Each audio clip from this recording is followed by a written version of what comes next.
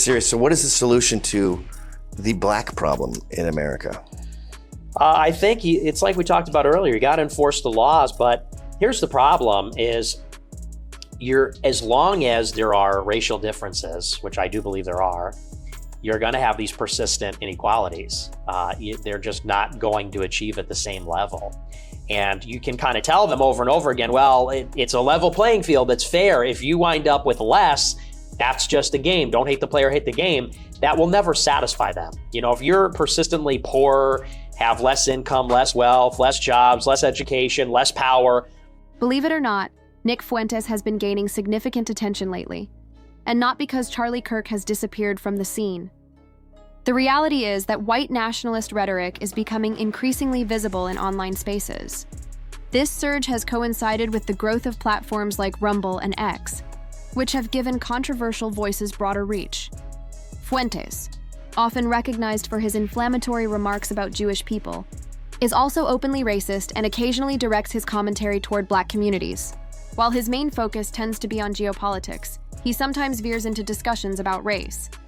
In a recent podcast appearance, he even went as far as to share his disturbing views on what he believes should happen to black people. In this exchange, Nick Fuentes expresses ideas that mirror the outlook of some on the far right, suggesting that black Americans will always feel entitled or dissatisfied unless they achieve parity with white Americans. He frames this perception as a problem that needs addressing, a view that reflects deeper racial biases rather than genuine social analysis.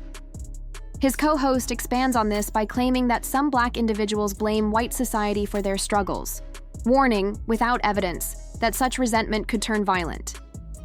Throughout the conversation, both speakers rely on stereotypes and personal anecdotes to support sweeping generalizations, portraying racial tensions as the fault of marginalized groups rather than as consequences of systemic inequality. The discussion ultimately exposes how extremist rhetoric often disguises prejudice as reasoned commentary, reinforcing division instead of promoting understanding, that he's tired of coming in contact in this segment. The speaker recounts an encounter at his gym with someone he perceives as arrogant and self-centered, using that anecdote to make sweeping, negative generalizations about black people. His remarks reveal deeply ingrained racial stereotypes, framing laziness and lack of ambition as characteristics of an entire community. He goes on to describe his visit to a wealthy area in Boston, where he notes the absence of black residents and interprets it as evidence of order and prosperity. Instead of recognizing how systemic inequality shapes demographics and opportunity, he presents racial exclusion as a sign of success. The conversation ultimately illustrates how prejudice can masquerade as personal observation, and how such narratives reinforce social divides rather than encouraging genuine understanding or dialogue. The speaker interprets these remarks as evidence of a growing trend, one where extremist voices like Nick Fuentes are gaining influence and legitimacy in mainstream discourse. He warns that this rise signals a pivotal moment for Black Americans, particularly those who expect fairness or support from the government. With figures once banned from major platforms now being welcomed back due to their massive online followings, the normalization of racist ideologies poses a real concern. The speaker, identifying as a Republican, fears that as political figures cater to these far-right movements for popularity or power, the social climate could become even more hostile. He urges Black communities to focus on unity, self-determination, and mutual support, arguing that collective strength and cooperation will be essential in countering the resurgence of divisive, prejudiced narratives. The speaker concludes by emphasizing a harsh social reality. Many people today, particularly in 2025, no longer feel a sense of obligation toward historically marginalized groups. He observes that there is a growing fatigue within society when it comes to discussions of inequality and reparative justice. Decades after the civil rights era, public patience with social assistance programs such as affordable housing, healthcare subsidies, or educational grants has begun to wear thin. The idea of collective responsibility, the belief that society as a whole bears some duty to right historical wrongs, has steadily eroded. Instead, a more individualistic attitude has taken root, one that equates fairness with personal effort rather than shared investment. In this changing moral and political climate, frustration with government systems is not limited to one demographic. Many white and non-Black citizens feel economically stagnant, alienated from the political establishment, and disillusioned by inflation, job insecurity, and widening class divides. For some, these frustrations are channeled into resentment toward programs they perceive as benefiting others at their expense. This resentment, often stoked by populist rhetoric, has become fertile ground for extremist ideologies to flourish. The speaker warns that this growing cynicism and self-interest may lead to something far more troubling, the normalization of hostility toward Black Americans and other marginalized communities. He explains that extremist voices, once confined to the dark corners of the internet, are now finding renewed legitimacy and visibility on mainstream platforms. Social media sites, video channels, and even major streaming services have become stages where divisive figures can broadcast their messages to millions. Algorithms amplify outrage. Controversy attracts clicks, and what was once fringe becomes familiar. The danger, he notes, is not only that hate speech spreads faster, but that audiences gradually become desensitized to it.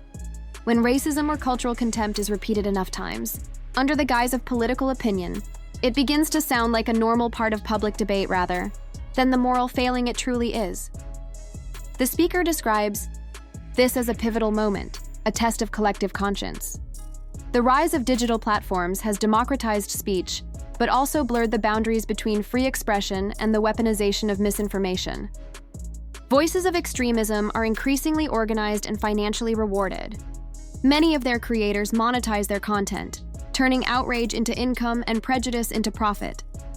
They build loyal audiences that reinforce their worldviews, creating echo chambers where empathy rarely survives. In such spaces, fear and anger become currencies, and truth is secondary to engagement. Yet amid this discouraging landscape, the speaker refuses to surrender to despair. Instead, he calls for a new era of empowerment, independence, and self-determination within the Black community and across the global African diaspora. His message is not rooted in isolationism, but in collective strength. He argues that unity, entrepreneurship, and cultural collaboration are the most powerful tools available to counter systemic exclusion. Rather than waiting for validation or rescue from external forces, he urges communities to harness their own potential, economically, creatively, and intellectually. The speaker highlights that across the African diaspora, from the United States to the Caribbean to the African continent itself, there exists a wealth of human and financial capital. The challenge lies not in scarcity but in fragmentation. Too often, he says, innovation, talent, and resources operate in isolation, scattered by geography and historical divisions. What's needed is a conscious effort to reconnect, to create transnational partnerships in business, technology, education, and the arts. By investing in each other and circulating wealth within their own networks, Black communities can build sustainable ecosystems that no longer rely on the fluctuating goodwill of external systems. He also touches on the importance of cultural pride and narrative control. Economic progress, he argues, must be accompanied by ownership of the stories and symbols that define a people. For too long, representation of Black identity in global media has been filtered through lenses of stereotype or pity. Changing this requires creating and supporting platforms that tell stories of excellence, creativity, and leadership. Stories that inspire both self-confidence and global respect. Cultural unity, in this sense, is just as essential as financial unity. It shapes how communities see themselves and how the world sees them. While the obstacles are formidable, the speaker believes that adversity itself can become a catalyst for transformation. History, he reminds his audience, is filled with moments when hardship gave rise to innovation and solidarity.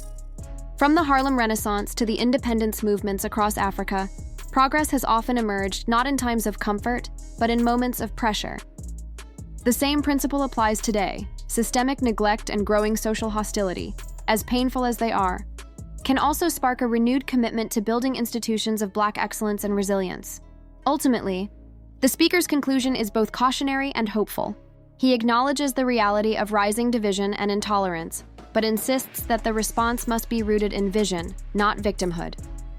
The Black community, he says, possesses all the tools necessary for renewal: human capital, creativity, and a shared global identity that transcends borders. Through unity and self-determined action, Black people can transform adversity into momentum, exclusion into independence, and challenge into opportunity. In his final words, he reaffirms that empowerment is not a privilege bestowed by others. It is a responsibility claimed by those who understand their worth. The social climate may be harsh and the political winds unpredictable, but within that turbulence lies a chance to redefine what progress looks like. If the community can unite across generations and continents, investing in its people, culture, and future, then the very forces meant to divide it could instead become the spark for a new era of strength and self-sufficiency. The speaker closes by acknowledging that the path forward will not be easy. His tone is one of urgency mixed with realism, recognizing that progress, especially within the context of racial and social equity, has never come without sacrifice, persistence, and self-reflection. He emphasizes that the challenges facing the Black community today are not simply political or economic, but deeply cultural and psychological. In his view, the fight for unity and progress is not just about confronting external hostility, but also about strengthening internal solidarity, discipline, and purpose.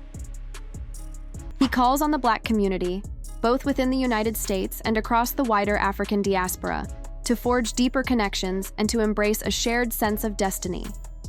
The speaker views this as a vital response to a global climate that has become increasingly polarized along racial and ideological lines.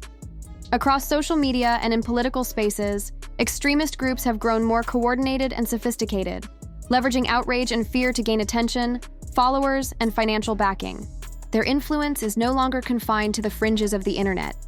It now shapes mainstream conversations and public policy debates.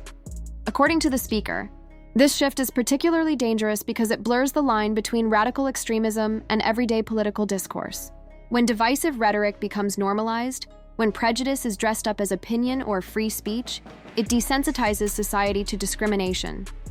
Over time, this normalization can quietly erode empathy and create an environment where exclusion and hostility feel acceptable. The speaker warns that by the time political leaders or social movements attempt to correct course, these attitudes may already be woven into the cultural fabric.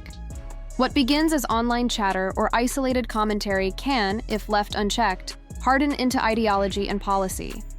He also draws attention to the economic and social incentives that sustain such movements.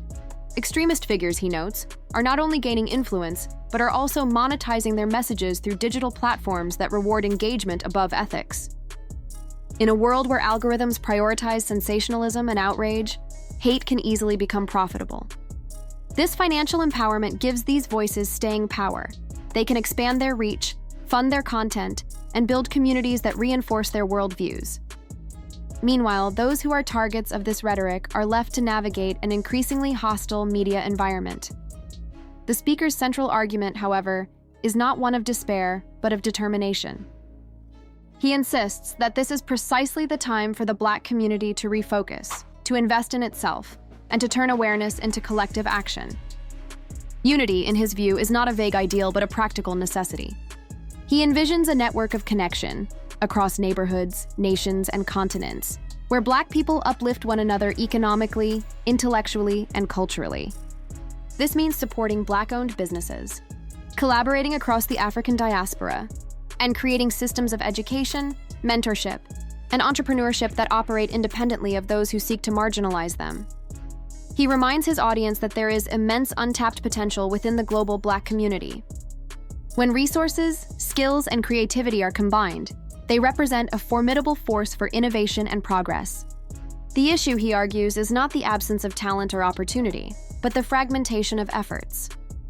In his eyes, a collective mindset, rooted in shared goals and mutual accountability, can transform entire communities. It's about realizing that empowerment begins internally, through self-reliance, collaboration, and a commitment to long-term vision rather than short-term validation. The speaker also underscores the importance of cultural pride and historical awareness. To him, unity must be grounded in a clear understanding of the struggles and achievements that came before.